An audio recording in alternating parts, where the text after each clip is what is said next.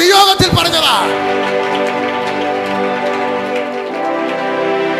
തിരുവഴുത്തിലെ പ്രവചനങ്ങളൊന്നും എങ്ങനെ വന്നതല്ല, സ്വയമായ വ്യാഖ്യാനത്തിൽ ഉളവാകുന്നതല്ലെന്ന് ആദ്യം തന്നെ അറിഞ്ഞുകൂടണം. എന്ന് വെച്ചാൽ നിങ്ങളുടെ മേൽ വന്നു വീണ പ്രവചനം നിവർത്തിക്കപ്പെട്ടിരിക്കും. അമസ്യാവ് പറയുന്നത് കേൾക്കാനല്ല ദൈവം എന്നെ പ്രവാചകനാക്കിയത്. അതിനെ വരുന്നവൻ പറഞ്ഞ കേട്ട് പ്രവചിക്കാനല്ല നിന്നെ ദൈവം ആക്കി വെച്ചിരിക്കുന്നത്. നിന്നോട് പറയുന്നത് ധൈര്യത്തോടെ നീ പറയാൻ തയ്യാറായാൽ നിന്റെ ചരിത്രത്തെ ദൈവം രണ്ടാക്കി മാറ്റും. ഞാൻ വിശ്വസിക്കുന്നു ഇന്ന് പകൽ ചില കുടുംബത്തിനകത്ത് ചരിത്രങ്ങളെ ദൈവം മാറ്റാൻ പോകുകയാണ്.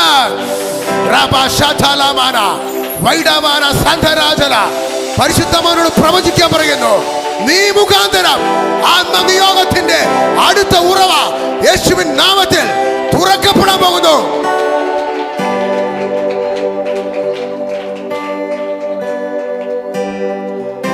നിയോഗം ഒന്ന് വീഴട്ടെ. ആത്മനിയോഗം ഉള്ളവരെ പ്രവചിക്കാവുള്ളൂ. നീ ചുമ്മാ ഊഹാമോഹം വിളിച്ചു പറയരുത്. നീ ദൈവം പറഞ്ഞാൽ അത് സംഭവിക്കും. ഇവിടെ എഴുതി വെച്ചിട്ടുണ്ട്, ദൈവാത്മാ പറയാത്ത കാര്യങ്ങൾ പറഞ്ഞത് വ്യാജം പറയരുത്. ഇവിടെ പ്രസംഗം ഇപ്പൊ നിർത്താൻ പറഞ്ഞാൽ ഇപ്പൊ കൊടുത്തിട്ട് ഞാൻ പോകും. പക്ഷെ എന്നെ നിർബന്ധിക്കുന്നത് കൊണ്ട് എന്ത് ചെയ്യാം, നിങ്ങൾക്ക് സമയമാക്കി നിങ്ങൾ എഴുന്നേറ്റ് പോകണം. ഞാനിവിടെ പറഞ്ഞുകൊണ്ടിരിക്കും. എന്നോട് എപ്പോൾ പരിശുദ്ധം നിർത്താൻ പറഞ്ഞു അപ്പം ഞാൻ നിർത്തും. നിങ്ങൾ ആരും ഇവിടെ ഇല്ലെങ്കിലും ഞാൻ പ്രവചിക്കും, ഞാൻ വചനം. കാരണം എന്നെ ഇവിടെ കൊണ്ട് നിർത്തിയിരിക്കുന്നത് പരിശുദ്ധാത്മാവാണ്. എന്നെ വെറുതെ അല്ല, നിയോഗിച്ചയച്ചതാ.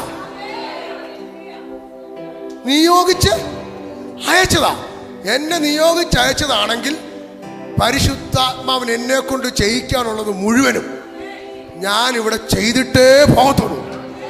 അതിനെതിരെ ഏത് ശക്തി വന്നാലും അതിനെ തടുക്കാനുള്ള ദൈവത്തിന്റെ ദൂതന്മാരും ദൈവത്തിന്റെ ശക്തിയും ഇതിനകത്ത് വ്യാപരിക്കുന്നുണ്ട്.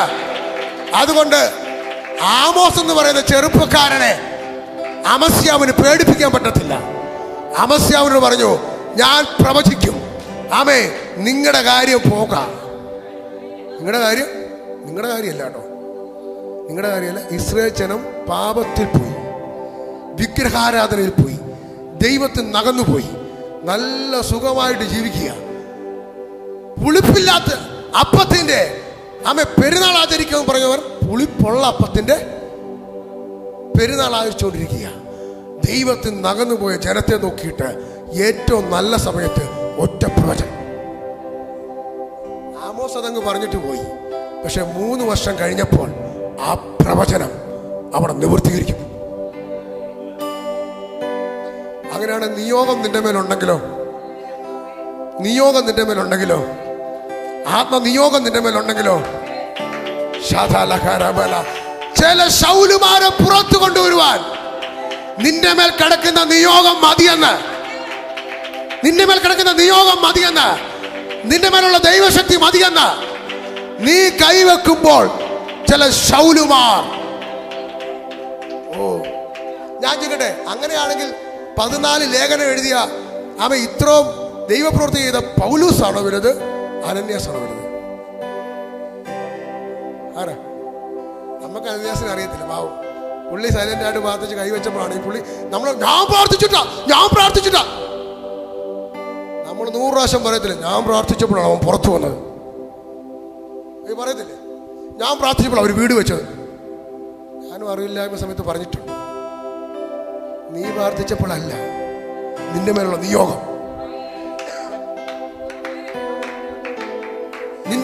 നിയോഗം, നിന്നെ സാറാഫത്തിലേക്ക് കൊണ്ടുപോകുക.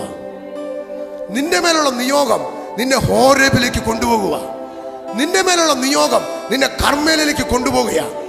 നിങ്ങളെ അങ്ങനെ ഒരു ആത്മതലത്തിൽ കൊണ്ടുപോകണമെങ്കിൽ നിങ്ങളൊന്ന് സഹകരിക്കണം.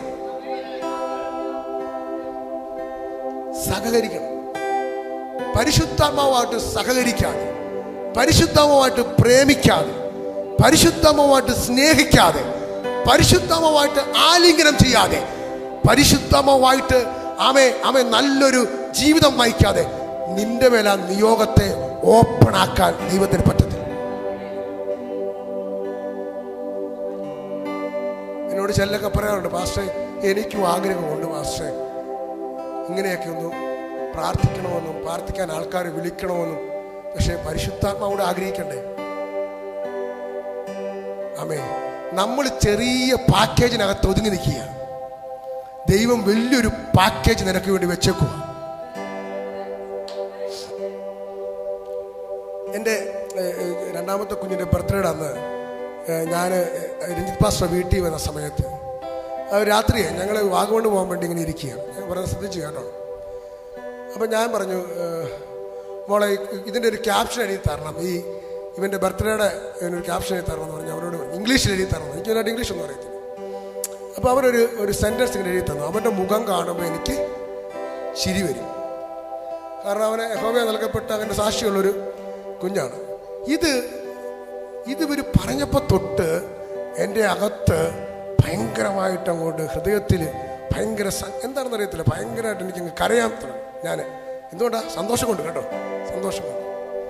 ഞങ്ങളന്ന് യാത്ര ചെയ്തു. വാഗമണിൽ ചെന്നിട്ട് അവിടെ പ്രസംഗിച്ചുകൊണ്ടിരിക്കുമ്പോഴെല്ലാം ഞാൻ കരഞ്ഞുകൊണ്ടിരിക്കുക. ഞാനിങ്ങനെ കരഞ്ഞുകൊണ്ടിരിക്കുക.